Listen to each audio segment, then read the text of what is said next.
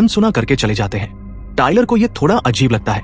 उसी दिन रात में उनके नाना नानी रूम में आकर उनसे कहते हैं कि वो लोग बहुत खुश हैं कि बेका और टाइलर उनके घर आए। वो लोग कहते हैं कि वे अब बूढ़े हो गए हैं और इस घर में रात के 9:30 बजे ही बेड टाइम है, और वो सख्त मना करते हैं 9:30 के बाद रूम से बाहर निकलने के लिए। रात को कुछ देर बाद बेका को नानी के बनाए गए कुछ बिस्किट्स खाने का मन करता है और वह रूम से निकलकर नीचे जाती है। पर नीचे वो अपनी नानी को व्हाइट नाइटी में इधर उधर चलते हुए देखती है और अचानक उसकी नानी बहुत सारी उल्टियां करने लगती है। यह देखकर बेका बिल्कुल घबराकर अपने रूम में वापस आ जाती है। अगले दिन सुबह होते ही बेका पॉप के पास जाकर नानी की तबीयत खराब होने का जिक्र करती है। ये सुनकर पॉप उसे कहते हैं कि नानी की उम्र हो गई है और उनको स्टमक फ्लू है। इस उम्र में लोगों की तबीयत अक्सर खराब हो जाती है। ये सुनकर बेका कन्विंस हो जाती है। नेक्स्ट सीन में हम लोग बेका और टाइलर को घर के नीचे हाइड एंड सीक खेलते हुए देखते हैं। वह इस घर के नीचे का पोर्शन था जो काफी छोटा था और वह लोग क्रॉल करके खेलने लगते हैं।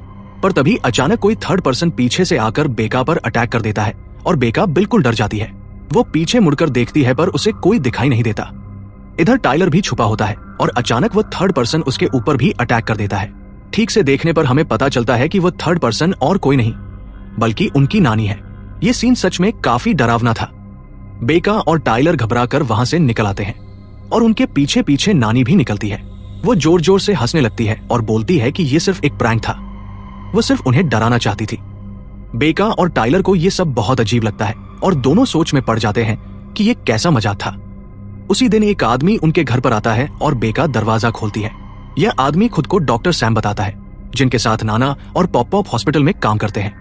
बेका उसे इन्फॉर्म करती है कि फिलहाल उनके नाना नानी घर पर नहीं है, वो बाहर गए हुए हैं। वो आदमी बोलता है कि जब उसके नाना नानी वापस आए तो उन्हें ये बताने के लिए कि हॉस्पिटल में कुछ प्रॉब्लम हुई है।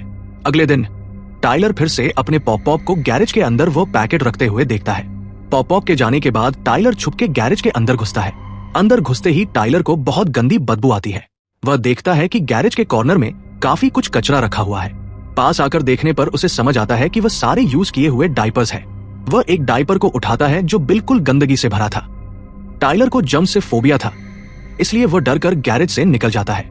टाइलर ये सब जब पॉप से पूछता है तो वो बताते हैं कि उन्हें एक बीमारी है जिससे वो अपने बाउल कंट्रोल नहीं कर सकते। इसके वजह से उन्हें डायपर पहनना पड़ता है।